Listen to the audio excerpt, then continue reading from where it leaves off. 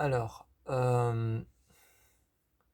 aujourd'hui, je vais faire une petite vidéo. Aujourd'hui, je vais faire une vidéo sur un film que je n'avais plus vu depuis longtemps, mais que j'avais découvert. C'est un film que j'avais découvert un peu grâce à son acting. C'est un film que j'avais un peu découvert grâce à son acting, donc grâce aux acteurs qu'il y a dedans. Et c'est aussi un film que j'avais découvert surtout parce que c'est un film d'horreur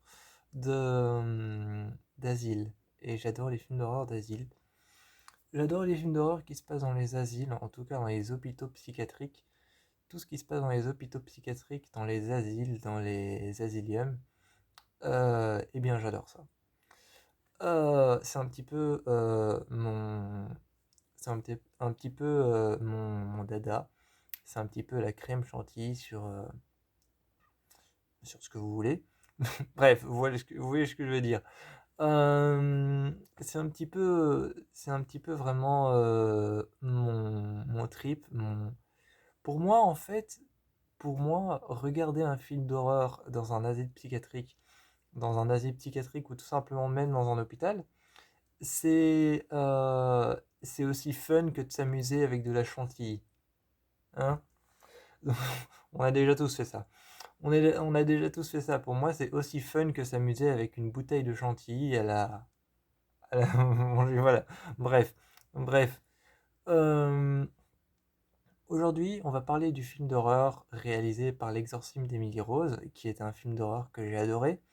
C'est un film d'horreur surtout qui a bercé mon enfance, donc les films d'horreur réalisés par L'Exorcisme d'Emily Rose, souvent je saute dessus. Parce que, parce que je sais que je vais pas être déçu parce que L'Exorcisme d'Emily Rose est un film d'horreur, enfin un film d'enquête, parce que le film L'Exorcisme d'Emily Rose parle d'une fille qui est possédée par un démon, enfin en tout cas qui pense être possédée par un démon, et surtout de l'enquête d'un prêtre qui a commis une grave erreur pendant un exorcisme.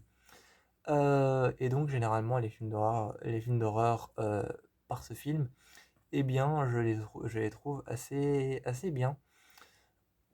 J'en connais plusieurs, j'en connais un particulièrement qui s'appelle Délivrez-nous du mal, qui a été réalisé par Sinister et par l'exorcisme d'Emily Rose, mais quand même par l'exorcisme d'Emily Rose. Aujourd'hui, on va parler du film d'horreur Héloïse, et Héloïse, ou alors de Asylum Héloïse, enfin de Héloïse Asylum. Ce film raconte en fait l'histoire d'un groupe de jeunes, d'une bande de jeunes qui vont dans un asylum. Ils vont dans un asile qui a été désaffecté. Donc, ils vont dans un asile qui a été désaffecté et justement, ils vont là-bas parce que l'un des jeunes, Jacob, bizarrement, doit retrouver un papier pour qu'on lui lègue pour qu'on lui lègue une fortune assez importante. Donc, pour qu'on lui lègue une fortune assez importante dont il ne connaît pas encore de qui ça vient, eh bien, ils vont dans cet asile où ils vont devoir trouver ce papier. Parce que Jacob ne sait pas du tout de qui vient cette fortune et de qui vient cet héritage.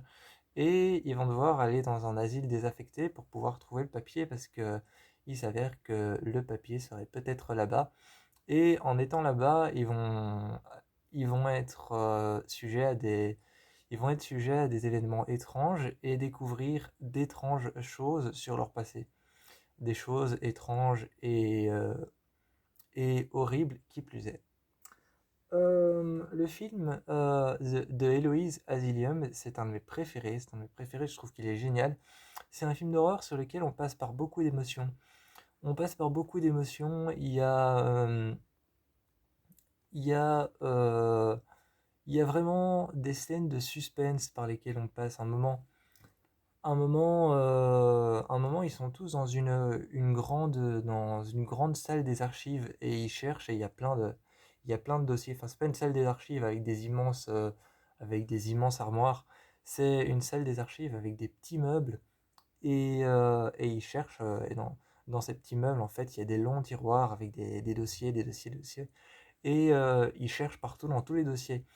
Et justement, c'est une scène, une scène qui est fort suspense, parce que tu peux t'attendre dans l'idée qu'ils sont en train de chercher quelque chose et que l'endroit est super calme et qu'ils sont seuls dans le noir et que la seule chose que tu entends c'est les gouttes qui tombent du plafond et les murs grincer et craquer de l'endroit qui est totalement en train d'être délabré. Tu peux te dire il va y avoir un gros jumpscare ou un gros screamer qui va arriver d'un côté à l'autre et un esprit va les surprendre. Non, pas du tout. C'est surtout un film qui prend son temps. Enfin, je vais même pas dire que c'est un film qui prend son temps. Je vais même pas dire que c'est un film qui prend son temps à s'installer. C'est un film qui s'installe évolutivement. Donc il s'installe évolutivement, c'est-à-dire que il s'installe, tu as la tension qui s'installe petit à petit. À un moment, il y a un gros plan. À un moment, il y a un gros plan, pas sur un miroir d'angle, mais sur une télé d'angle. Donc justement, une petite TV, une vieille télé, qui est mis comme les miroirs d'angle dans un coin. Et tu as la caméra qui filme tout le couloir avec la jeune fille, Pia. Et donc, tu as Pia qui est dans le couloir et qui marche dans le couloir. Et, euh, et elle marche avec la lampe de poche et elle appelle Jacob. Elle crie Jacob, Jacob. Et elle marche de plus en plus. Et elle s'enfonce dans le couloir et justement, tu as cette télé qui s'allume et ça te donne l'impression qu'il y a un esprit quelque part et c'est peut-être pas du tout ça, d'où le suspense des scènes comme ça, où tu as des grands espaces, des grands asiles vides et tu te dis il y a quelque chose qui va surgir alors que non. Et donc cette télé d'angle, à un moment, elle s'allume et elle filme. À un moment, la télé d'angle s'allume et la télé d'angle, elle est dans l'angle de la caméra qui filme le couloir. Et le couloir est totalement vide, il y a juste Pia avec sa lampe de poche qui est en train de chercher Jacob. Et dans la télé qui vient de s'allumer, eh bien, tu as tout le couloir avec la télé qui grésille un peu. Et tu as tout le couloir qui est allumé comme une maison de fou, hein, qui est allumé avec les lampadaires, les luminaires.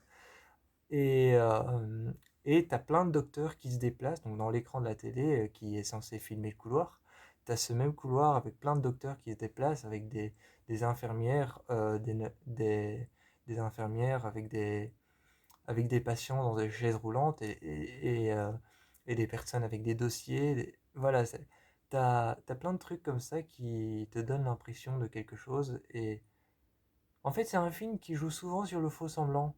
C'est un film qui joue souvent sur le faux semblant, sur le genre il va y avoir ça, mais il va pas y avoir ça, mais il y a ça, mais on sait pas si c'est la vérité ou non. Un moment, un moment, il se retrouve dans une grande salle de bal, une grande salle vide, et tu vois qu'il y a Jacob qui regarde autour de lui et il cligne des yeux, et puis à un moment, toute la salle t'as des spots qui commencent à éclairer les quatre coins de la salle, à s'allumer, et t'as la salle d'un côté qui devient comme vivante, comme elle l'était avant, donc qui devient comme elle était avant que le bâtiment soit abandonné, avec des gens qui sont en train de faire des choses, avec des fous qui sont en train de faire de la peinture, en train de faire des activités avec des infirmières et d'autres fous qui sont en train de se battre ou alors de se disputer, des fous qui sont en train de danser sur une musique, enfin un truc un peu effrayant. Et d'un côté, ça devient vivant comme ça, de l'autre côté, ça devient vivant comme ça, et t'as Jacob à chaque fois qui cligne des yeux, et quand il cligne des yeux, t'as l'endroit qui revient comme avant, donc totalement abandonné. Et puis il recline des yeux et t'as la musique qui reste parce qu'il y a un vinyle qui tourne. Et t'as la musique qui reste et il recline des yeux et le truc redevient comme il était avant qu'il soit abandonné. Et ça fait tout un truc comme ça. Donc quelque part, t'as le film qui floute un peu la vérité. Le film floute un peu la vérité. Et finalement, la seule hypothèse que tu peux te faire sur ce film, c'est que t'as l'impression que l'asile se réveille autour d'eux. T'as l'impression que l'asile se réveille autour d'eux. Il y a un perso, j'ai bien aimé comment ça se finit pour lui. Il y a un perso, j'ai bien aimé comment ça se finit pour lui parce qu'il commence très vite à voir des esprits, à voir des hallucinations. Et il voit des esprits et à un moment, il y a deux esprits qui se tiennent derrière Jacob et Pia. Et il a un flingue en main et il commence à les tirer et à dire bougez plus, n'avancez plus, et t'as Jacob et Pia qui sont comme ça, genre oh putain, putain. Et lui, il commence à leur tirer dessus, il tire deux coups du côté de Pia et du côté de Jacob. Et donc, et donc t'es là, genre il veut tuer ses amis, en fait, pas du tout. Et puis t'as toute la salle qui se retransforme avec un flash de lumière. Et là, tu vois ce qu'il voit avec deux personnes qui se tiennent juste derrière eux. Et tu vois la scène du point de vue de ce personnage-là qui commence à avoir des hallucinations. Et puis tu le vois partir, descendre les escaliers, des escaliers en colimaçon, des escaliers en colimaçon carré, et tu le vois s'arrêter de temps en temps et tirer un coup de flingue, et là justement tu te dis il est en train d'halluciner, de voir des choses, de voir des gens, et tu vois cet escalier filmé comme si l'asile avait été coupé en deux, et comme si on avait coupé l'asile en deux, et qu'on l'avait coupé en tranches au mieux, et tu le vois tirer, chaque fois qu'il s'arrête, il tire une balle d'un côté et d'un autre. Et t'as l'impression en fait qu'il a des hallucinations, et en fait c'est totalement ça. À un moment, t'as un lampadaire qui s'éclaire tout au bout d'un couloir, t'as le couloir qui s'éclaire un peu, et t'as lui qui est en train de se frotter le visage en regardant genre c'est pas possible. Et au bout, il y a une croix en luminaire, il y a une croix en luminaire un peu comme des salles d'opération. Et il s'avance vers cette croix, d'abord derrière la croix il n'y a rien, juste deux portes fermées. Et puis plus il s'avance, plus il commence à continuer à tirer avec son flingue. Et en plus, le plus effrayant, c'est que quand il tire avec son flingue, le projectile de la balle fait une lumière étincelante et blanche, donc ça réveille la scène un peu, ça. Et ça éclaire un peu, et quand il tire, à un moment, il tire dans des zones d'ombre, et tu vois un visage apparaître à côté de lui. Et puis il s'approche de cette croix en luminaire de salle d'opération, comme ça. Et il commence à s'approcher juste avec le flingue comme ça, et il tient le flingue près de lui, juste devant, et il met le flingue près de la croix, et tu vois des visages apparaître dans l'ombre. Et là, il se met à tirer, et les visages apparaissent. Et juste quand les autres persos, Pia et Jacob, sont en danger, donc ses amis, juste quand eux sont en danger et commencent à l'appeler en lui demandant où est-ce que t'es, où est-ce que t'es, juste à ce moment-là, quand eux sont en danger, tu as tous les esprits qui voient des patients, des patients, parce que les esprits dans ce film, ce qui est bien, c'est que c'est autant des patients que des médecins. Donc c'est autant des patients que des médecins, c'est pas un esprit contrarié. C'est pas un esprit contrarié comme on a l'habitude de voir, qui s'est accroché à cet endroit et qui est resté là. Non, c'est autant les patients que le médecin. Et ce qui est bien, ce qui donne un bon rendu. Et donc, il tire, et à ce moment-là, tu as tous les esprits qui se mettent à crier, et ils reculent, et on revient vers Pia et Jacob dans cette salle d'archives qui cherchent un dossier, et qui, euh, qui sont en danger, qui se rendent compte que personne ne répond. Et juste à ce moment-là, les esprits que lui a vus, l'autre, se mettent à hurler.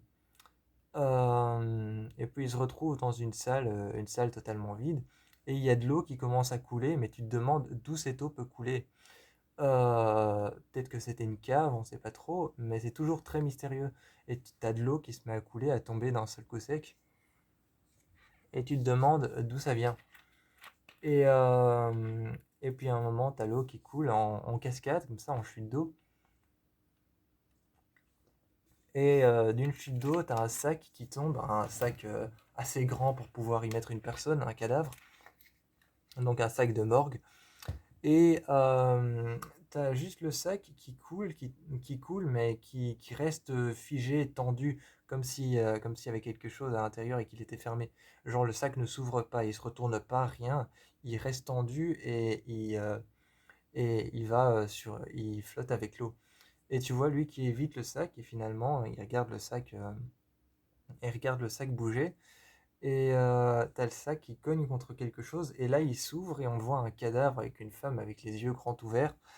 Et c'est pas le cadavre de la personne morte avec les yeux fermés, avec l'hyperlaxicité de la tête qui penche. C'est vraiment un cadavre tout rigide avec la bouche ouverte, les yeux ouverts, la tête tirée vers l'arrière et les bras le long du corps. Donc c'est vraiment, il n'y a aucune hyperlaxicité, genre la tête qui se plie des deux côtés, ou alors les bras qui se laissent aller. Non, c'est un cadavre qui est rigide, droit, sec, presque comme s'il avait séché ou comme s'il était glacé à cause de l'eau. Et alors que les cadavres qui ont immergé dans l'eau ont tendance à plus avoir une hyperlaxicité parce que les os ont commencé à se dégrader et les organes aussi. Donc ils ont plus tendance à avoir une hyperlaxicité et à être plus facilement mou ou à commencer à se désagréger. Alors que là, tu vois un cadavre complètement rigide et droit, et avec la peau qui est encore presque un peu normale, avec quelques veines noires pour montrer la décomposition. Et ça te paraît anormal parce qu'en fait, dans l'eau, comme je le dis, les cadavres ont plus tendance à se décomposer plus vite à cause de l'humidité. Tandis que dans un endroit sec, les cadavres ont tendance à rester plus longtemps humains et à rester plus longtemps rigides que, que, que justement. Donc voilà, ça fait juste un effet très étrange. Ça fait juste un effet très étrange. Et il y a cette petite fille qu'on voit avec une boîte qui prend tout un dénouement de situation à la fin, où on se rend compte que la petite fille, c'est XY personne, et que la boîte recèle XY secret, je ne vous dis pas quoi. Et c'est pour ça que je dis XY. On a tout un retournement de situation. Et donc c'est un film qui passe par beaucoup de genres. Un moment, quand l'asile est totalement réveillé et qu'il cherche un moyen de sortir de là, t'as Jacob qui se fait passer pour un patient. Et ils arrivent dans une salle là où t'as les infirmières qui mettent tous les, euh, les dossiers des patients. Et t'as Jacob qui trouve le sien, enfin celui de sa mère. Et il voit une femme en train d'accoucher dans une autre pièce avec une porte vitrée. Et t'as un infirmier qui sort quand la femme est en train d'accoucher, il entend les cris. Et il voit cette femme et tu vois Jacob en train de regarder la femme avec beaucoup de pitié et beaucoup de peine. Et t'as l'homme qui sort et qui dit c'est un garçon. Et là tu te rends compte un peu du retournement de situation. Que en fait, tout simplement, le retournement de situation, c'est bon, je vous l'ai déjà dit, hein. Jacob se rend compte qu'en fait, c'est le médecin de cet hôpital, son père, et qu'il est né d'une bâtarde qui a accouché dans cette. Enfin, une bâtarde, vous voyez ce que je voulais dire. Qu'il est né d'une patiente, d'une femme bâtarde sans famille qui a été internée là. Et au début, d'ailleurs, il y a une explication qui dit que plusieurs expériences se sont passées dans ce, dans ce sanatorium, cet asilium, où beaucoup de patients n'ont pas survécu, et donc ça commence sur une introduction en noir et blanc dans cet asile avec le médecin principal et accompagné d'infirmières et d'autres médecins qui font un électrochoc sur un patient. Et t'as un personnage qui s'appelle Scott qui se retrouve dans une salle un peu, une red room, donc une red room pour les photos. Pas une red room sexuelle, hein. Une, une red room pour les photos, donc il se retrouve dans une salle rouge, une red room, et il y a plein de photos accrochées avec des visages déformés. Et justement, au début, on disait que certaines expériences ont été menées dans cet asylum, déformant les personnes et déformant leur perception des choses et déformant leur visage physiquement et déformant aussi leur manière de percevoir qui ils étaient. Donc un peu de l'aliénisme. Un peu de l'aliénisme et t'as cet homme qui arrive dans cette salle où il y a plein de photos et il regarde toutes les photos avec des visages déformés, avec des visages couverts de serpents, avec des femmes avec des araignées sur le visage, avec des personnes qui ont été mis dans des bassines avec plein de serpents, avec un homme qui avait une cage sur la tête, qui avait une cage sur la tête qu'on avait coincée au niveau de son cou et on avait laissé des rats à l'intérieur. Et, euh, et en fait, ce film propose quelque chose d'assez intéressant. Propose justement de montrer les conséquences qu'ont les actes dans. Justement, ce film propose de montrer les conséquences qu'ont les actes barbares dans les asiles sur les fous. Et c'est assez cool et intéressant de voir ça. Même s'il y a il y a un moment un peu fun et un peu drôle qui pourrait faire même un peu scary movie, où t'as un perso qui a une caméra. Il a une caméra, une petite caméra une caméra thermique. Et les caméras thermiques, en fait, permettent de voir les champs thermiques, donc les endroits froids et les endroits chauds. Les endroits froids qui sont représentés avec du mauve, du bleu et du vert. et les endroits chauds qui sont représentés avec de l'orange, du jaune et du rouge. Et donc rouge pour très très chaud et bleu pour très très froid. Et justement, à un moment, avec une caméra thermique, il voit des silhouettes comme des personnes, et c'est un personnage qui au tout début est super excité d'être à cet endroit. Et quand il voit ces silhouettes bouger, qui sont tout près de lui, parce qu'il met sa caméra comme ça, et il voit les silhouettes tout près de lui. Et les silhouettes sont chaudes, donc c'est comme si elles étaient encore vivantes. Parce que quand tu mets une caméra thermique sur une personne et que tu passes la caméra comme ça, tu verrais que la personne est éclairée avec le jaune, l'orange et le rouge, c'est-à-dire les chaleurs de son corps. Donc, euh, donc c'est comme ça qu'on sait que si une personne est vivante. Si tu mets une caméra thermique sur un cadavre, la caméra va filmer le cadavre et tu vas voir une silhouette, mais bleue, bleu mauve, un peu vert, qui montrera les endroits froids du cadavre. Ensuite, justement, ce personnage est tout excité et commence à... D'ailleurs, c'est un personnage qui rigole assez souvent avec un petit rire d'enfance qui donne l'impression qu'il y a un esprit d'enfant qui se cache partout. Ce qui justement, ce qui justement en fait est le cas. Il y a un esprit d'enfant. Euh, et euh, ce personnage qui est super excité, il est assez drôle. Il vit dans un petit squat et c'est l'un des meilleurs amis de Jacob. Et justement, un moment, quand il met sa caméra comme ça, sa caméra thermique, il voit des silhouettes bouger et il est là, genre enfin la preuve d'un esprit. Et il se met à reculer parce que les ombres se rapprochent de plus en plus de l'angle de sa caméra, de l'image de sa caméra. Et il recule de plus en plus parce qu'en fait elles sont chaudes, donc c'est comme si elles étaient vivantes. Et à chaque fois qu'il fait comme ça, il voit rien, il voit personne. Donc, et il se recule, et à un moment, t'as le sol, le plancher qui, euh, qui, euh, qui se brise et il tombe dans un couloir.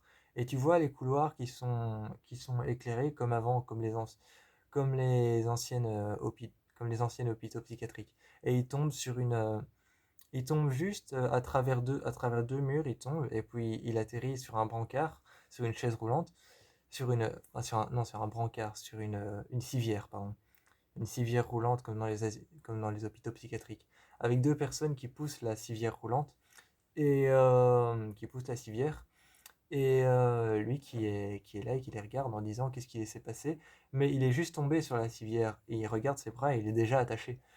Et il demande ce qui se passe, et t'as les, euh, les personnes les brancardiers qui poussent le brancard, et lui qui se retrouve sur ce brancard à l'intérieur d'une grande salle, où on montre les opérations et où plein de médecins sont au-dessus en train de regarder l'opération et de prendre des notes, et qu'il y a un médecin qui vient faire l'opération.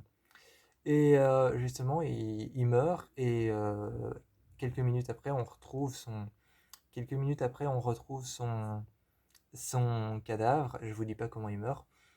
Faut laisser quand même un peu de suspense. Euh, c'est vraiment un film que j'aime bien, surtout parce que la pellicule qui a été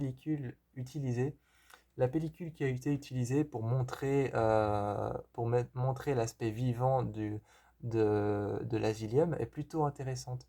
Elle est chaude, mais en même temps elle est froide. En même temps elle est chaude, en même temps elle est froide, elle est très éclairée, elle paraît ancienne, mais en même temps nouvelle et novatrice. Ce qui est très intéressant, c'est un peu une pellicule brune, un peu une pellicule avec des lumières brunes ou des lumières jaunâtres et orangeâtres. C'est assez spécial à décrire, je saurais pas trop la décrire, mais c'est assez intéressant la manière dont ils ont montré que l'asile était vivant. Et c'est un film qui se termine dans le feu. Et moi j'ai une passion pour les films qui se terminent dans les flammes. Donc voilà quoi.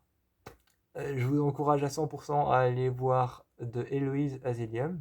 C'est un film d'horreur d'Asylum génial. Il est pas très long, il fait 1h29.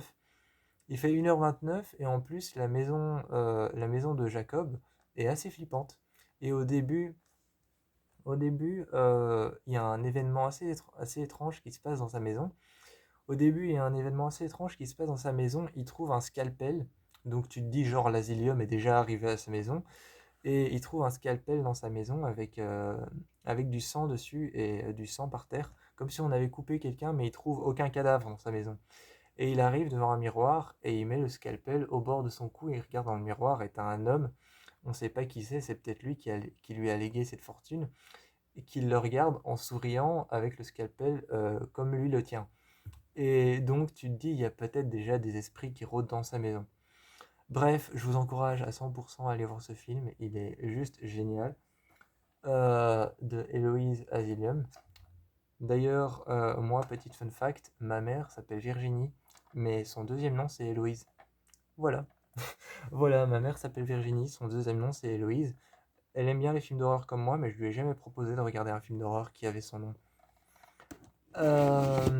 Donc voilà, je vous fais plein de bisous. Allez voir ce film et allez voir des films en général.